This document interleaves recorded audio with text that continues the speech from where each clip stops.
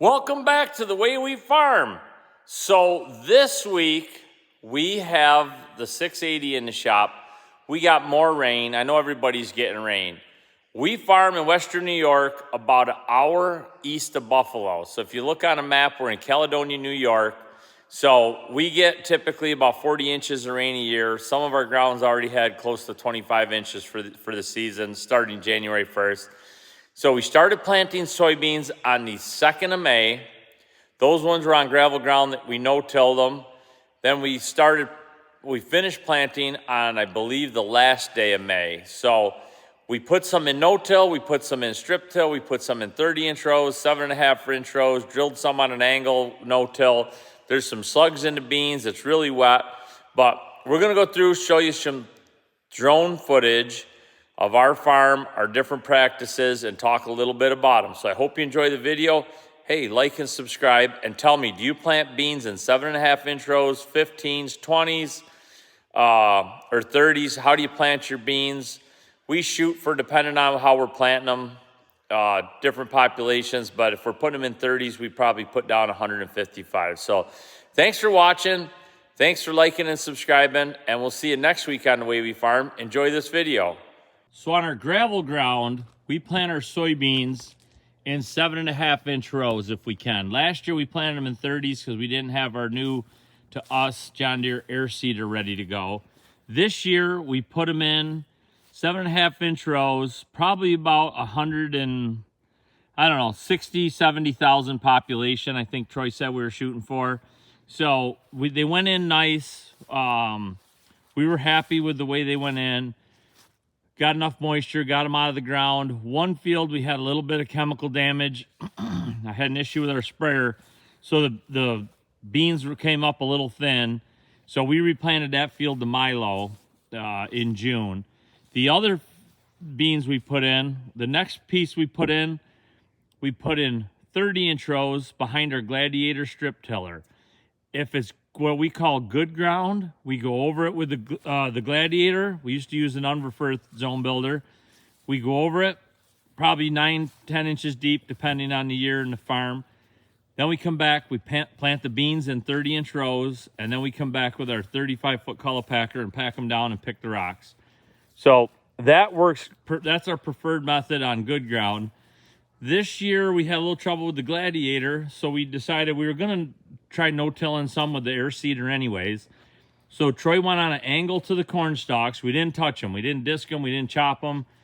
We just went in on an angle. Those beans look pretty good. Unfortunately, because of all the moisture we've had and all the rain we've had, we're going to have a slug issue. The slugs are eating the beans. We're afraid we might have to go back in with the air seeder and try to no-till them. Everybody says, put some slug bait on. It is so wet right now. I'm not sure if the slug bait, if we could do a good job putting it on without rutting up the fields. And I've heard mixed reviews on how well it works. If you've used it in the past for corn or soybeans, let us know, leave a comment. But we're a little bit leery, so I guess we'd rather just wait next week when it dries out and it gets to 90 degrees, go in and no-till them. We love the job the 1990 30-foot air seeder does, putting them in on 7.5-inch rows.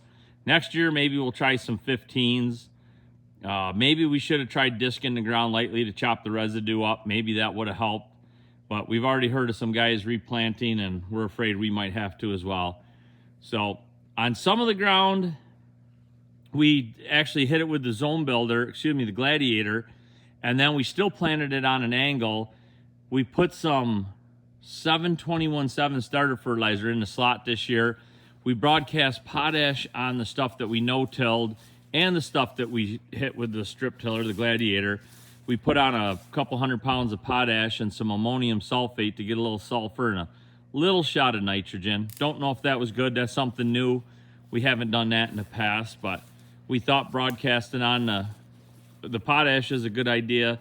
We got to keep our levels up. And we're hoping a little bit of ammonium sulfate is going to help. When we go in and spray the beans here in a couple weeks, we're probably going to put on a little bit of foliar fertilizer. We're going to try Source, and we're going to try another product. We're going to put some growers on. I've heard good things about both, so We're going to do a couple side-by-sides. We're going to do a blank check, then put on some source, and then another field we'll try some growers, and we're just trying to get better soybean yields. The last couple years we've been disappointed with our beans. We can usually grow pretty good corn. We can usually grow pretty good black beans. We usually grow pretty good winter wheat. We've been struggling with our soybeans. So I don't know what you do for fertilizer. Some guys broadcast, some guys put it on. We put it on 2x2 with the planter. When we plant 30-inch rows, we typically put on some 7/21/7 in the side-by-side and the 2x2. So we haven't tried pop-up on soybeans. I don't know if that works, but we haven't settled on what is the preferred perfect row spacing, tillage practice. We don't do any full width tillage if we can help it. So we're trying to get soybeans perfected. I'd love to be able to no-till them every year. That would be our preferred way. But 2 years ago, we no-tilled some in 15-inch rows. We had a Kinsey planter, and we had a slug problem then. So we got to do something to combat the slugs and the residue. So if you got any hints, pointers, tips, how do you do it? Let us know. Drop a comment. And as always, we appreciate you watching these videos.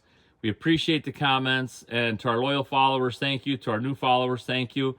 And I always like to say it was a great week to feed the world and a great spring to feed the world. Hope you did too. And hopefully the weather straightens out and we can all get some really good yields and have a nice growing season that's not quite as stressful as spring was. Thanks for watching.